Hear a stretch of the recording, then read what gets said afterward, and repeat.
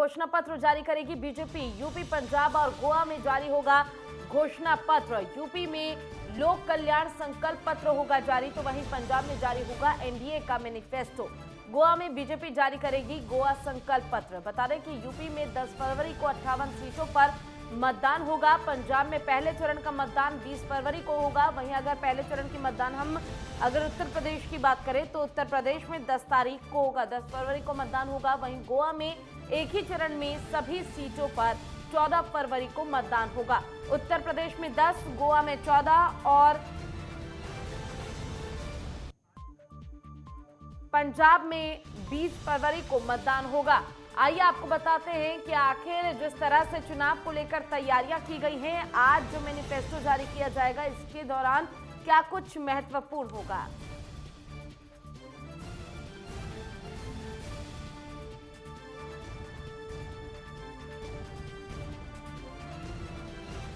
और ज्यादा जानकारी के साथ हमारे संवाददाता लखनऊ से प्रदीप आनंद श्रीवास्तव जुड़ चुके हैं, तो वहीं पंजाब के चंडीगढ़ से हमारे साथ हमारे संवाददाता ईशा ठाकुर लगातार लाइव जुड़े हुए हैं।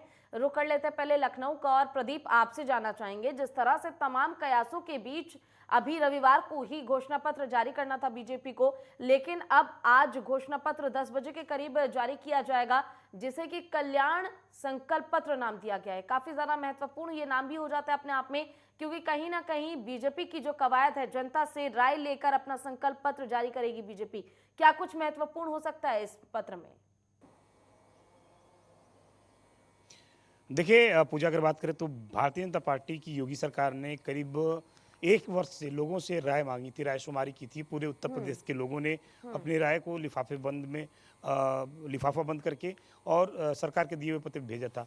उस राय के आधार पर आज जो लोक कल्याण संकल्प पत्र है उसको भारतीय जनता पार्टी जारी करने जा रही है। अगर हम देखें तो अभी करीब 10:30 बजे से इंदिरा गांधी प्रतिष्ठान में अमित शाह, स्वतंत्र देव सिंह, धर्मेंद्र प्रधान, योगी आदित्यनाथ, दोनों उप मुख्यमंत्री, ये सभी बड़े नेता रहेंगे। और इसमें अगर हम बात करें तो युवाओं के लिए रोजगार की बात हो, किसानों के लिए एक अलग स्कीम की बात हो, खासकर से महिला सुरक्षा के लिए एक स्कीम की बात हो, और जो डेवलपमेंट इंफ्रास्ट्रक्चर है उत्तर प्रदेश का उसमें कैसे बढ़ोतरी हो, इसको लेकर जो है इस संकल्प पत्र में बातें हो सकती हैं। इसके अलावा अगर हम देखें तो महंगाई को रोकने के लिए किस तरह से स्कीम बनाई जाए, उस पर भी उस घोषणा पत्र में कुछ जो है घोषणा हो सकती है। अब ये 10:15 बजे के बाद पता चलेगा कि घोषणा पत्र में भारतीय जनता पार्टी ने किन किन बिंदुओं को समेटा है।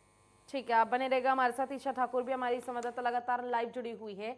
ईशा, अगर हम पंजाब की बात करते हैं तो पंजाब में एनडीए का मैनिफेस्टो जारी होगा, क्योंकि पंजाब में 3 पार्टियां गठबंधन में हैं, बीजेपी, शिरोमणि अकाली दल और लोक कांग्रेस पार्टी। ऐसे में काफी ज्यादा महत्वपूर्ण पंजाब में जो ये मैनिफेस्टो है इसलिए हो जाता है क्योंकि अगर एक पार्टी होती है तो एक विचारधारा के साथ वो पार्टी चलती है, लेकिन गठबंधन में 3 पार्टियां हैं, 3 तरह की विचारधारा है। काफी ज्यादा महत्वपूर्ण ये मैनिफेस्टो अपने आप में माना जा रहा है। क्या कुछ खास होगा और साथ ही कौन कौन इस पत्र को जारी कर सकता है आज? जी बिल्कुल पूजा, देखिए अगर 4 फरवरी की हम बात करें, एनडीए गठबंधन की तरफ से यहाँ पर एक संकल्प पत्र जारी किया गया था। 12 पॉइंट्स यहाँ पर गिने गए थे, जिसमें से सभी वर्गों को कहीं ना कहीं ध्यान में रखा गया था। चाहे आप बात कर लीजिए किसानों की या महिलाओं की या स्वास्थ्य सेवाओं की, तो ये तमाम ये सुविधाएं हैं जिसको देने की यहाँ पर घोषणा की गई थी। और जिस तरीके से पंजाब कहीं ना कहीं माफिया से जूझ रहा है, चाहे रेत माफिया हो या नशा माफिया या ट्रांसपोर्ट माफिया, इन सभी को लेकर कहा गया था कि इन सभी माफिया राज से कहीं ना कहीं छुटकारा देने की कोशिश यहाँ पर गठबंधन की तरफ से की जाएगी। आज की अगर हम बात करें, ठीक 11 बजे यहाँ पर देखिए पंजाब के चुनाव प्रभारी बीजेपी ने बनाया है गजेंद्र सिंह शेखावत जी को, जो केंद्रीय मंत्री भी हैं, यहाँ पर मौजूद रहेंगे। और ठीक यहाँ पर पंजाब लोक कांग्रेस के प्रमुख और पंजाब के पूर्व मुख्यमंत्री कैप्टन अमरिंदर सिंह यहाँ पर मौजूद रहेंगे। इसके साथ साथ सुखदेव सिंह ढींढसा, जो कि शिरोमणि अकाली दल संयुक्त के प्रमुख हैं, वो भी यहाँ पर मौजूद रहेंगे। संयुक्त तौर से एक संकल्प पत्र जारी किया जाएगा। और आज की हम बात करें तो रूरल मैनिफेस्टो आज जारी किया जाएगा। रूरल जो ग्रामीण क्षेत्र हैं पंजाब के, उसको लेकर जो गठबंधन है वो क्या सोचता है, उनके लिए क्या कुछ घोषणाएं यहाँ पर की जाएगी, वो देखने वाली बात होगी। और यहाँ पर देखिए, जिस तरीके से किसान आंदोलन चल रहा था और इस तरीके की धारणा बन गई थी कि बीजेपी कहीं ना कहीं जो गांव का एरिया है वहां पर पिछड़ती हुई नजर आ रही है और बीजेपी के नेता अगर गांव में जाते हैं तो उनका लगातार विरोध होगा। लेकिन अब परिस्थितियां बिल्कुल बदल गई है। जिस तरीके से तीनों कृषि कानूनों को रद्द किया गया और उसके बाद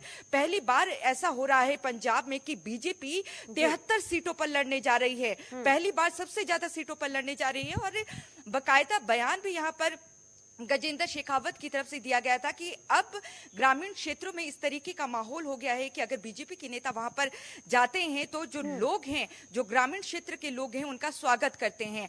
ऐसे में ये देखना महत्वपूर्ण होगा क्योंकि ये भी कहा जा रहा है कि 2.5 महीने का वक्त लगा, हर एक वर्ग के पास गए, हर एक समुदाय के पास गए, उनसे राय मशवरा करके ये संकल्प पत्र तैयार किया गया है। आज रूरल के लिए ये एजेंडा आज घोषित किया जाएगा और इसके बाद मेन मैनिफेस्टो यहाँ पर जारी किया जाएगा और मेन मैनिफेस्टो माना जा रहा है कि 2-3 दिन में कभी भी जारी किया जा सकता है। और आज बीजेपी के लिए आज का दिन इसलिए भी महत्वपूर्ण है क्योंकि प्रधानमंत्री नरेंद्र मोदी की अगर हम बात करें, फिरोजपुर रैली जिस तरीके से रद्द हुई उसके बाद पहली बार पंजाब की जनता को वो संबोधित करेंगे। हालांकि वर्चुअल तरीके से ये रैली होगी। 3 बजे लुधियाना और फतेहगढ़ साहिब, ये जो लोकसभा सीटें हैं, यहाँ की जनता को वो संबोधित करेंगे और यहाँ पर भी नजर टिकी रहेगी कि जो फिरोजपुर रैली रद्द हुई थी उसके बाद प्रधानमंत्री नरेंद्र मोदी अपनी संबोधन में क्या कुछ कहते हैं। तो आज का दिन बड़ा महत्वपूर्ण है बीजेपी गठबंधन को देखने वाली बात होगी कि आखिर लोगों की तरफ से क्या कुछ रिस्पांस देखने को मिलता है बीजेपी को। आप बने रहेगा हमारे साथ। प्रदीप भी लगातार जुड़े हुए हैं। प्रदीप, 15 दिसंबर को आकांक्षा पेटी योजना की शुरुआत बीजेपी की ओर से की गई थी ताकि जनता जो है वो अपनी राय दे सके। इस संकल्प पत्र में क्या कुछ शामिल किया जाना चाहिए और क्या कुछ महत्वपूर्ण है जो इस संकल्प पत्र में होना चाहिए? लोगों का कितना रिस्पांस मिला इसको लेकर? क्योंकि साफ तौर पर बीजेपी ने कहा था कि आप मिस कॉल करके भी अपनी राय दे सकते हैं, आकांक्षा पेटी में अपनी राय डाल सकते हैं या फिर साथ ही आप मेल करके भी अपनी राय का फीडबैक दे सकते हैं। रिस्पांस क्या मिला ये जानना। देखिए पूजा, अगर हम बात करें तो निश्चित रूप से लोगों ने इसमें रुचि ली और अगर हम बात करें तो उत्तर प्रदेश की आम जनता ने इसमें रुचि ली और उसके अकॉर्डिंग तमाम चीज़ें आई, तमाम सुझाव आए। अगर हम देखें तो उत्तर प्रदेश के मुख्यमंत्री योगी आदित्यनाथ ने लोगों से रायशुमारी भी की। उसके बाद अगर हम देखें तो भारतीय जनता पार्टी का जो कोर कैडर है और जो उसके अपने सूत्र हैं उसके अनुसार इन लोगों ने फीडबैक भी लोगों से लिया।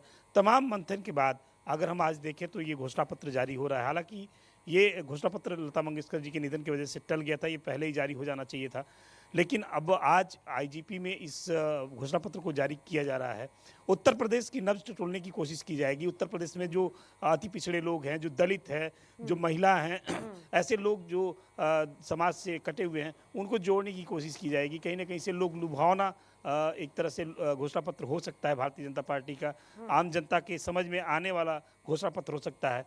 अब तमाम चीज़ें हैं, ये घोषणा पत्र जारी होने के बाद ही पता चल पाएगा कि किन किन बिंदुओं पे भारतीय जनता पार्टी ने काम किया है और किन किन बिंदुओं पे आने वाले दिनों में 5 वर्षों तक काम करेगी। बिल्कुल प्रदीप, देखिए देखने वाली बात होगी कि आखिर 3 राज्यों में जो आज घोषणा पत्र बीजेपी की ओर से जारी किया जाएगा उस दौरान क्या कुछ महत्वपूर्ण होगा। खासकर अगर हम पंजाब की बात करें तो पंजाब में क्योंकि बीजेपी की सरकार सत्ता में नहीं है, ऐसे में पंजाब की सियासत जो राजनीति है वो काफी ज्यादा महत्वपूर्ण हो जाता है। आप दोनों का ही बहुत बहुत शुक्रिया तमाम जानकारी के लिए।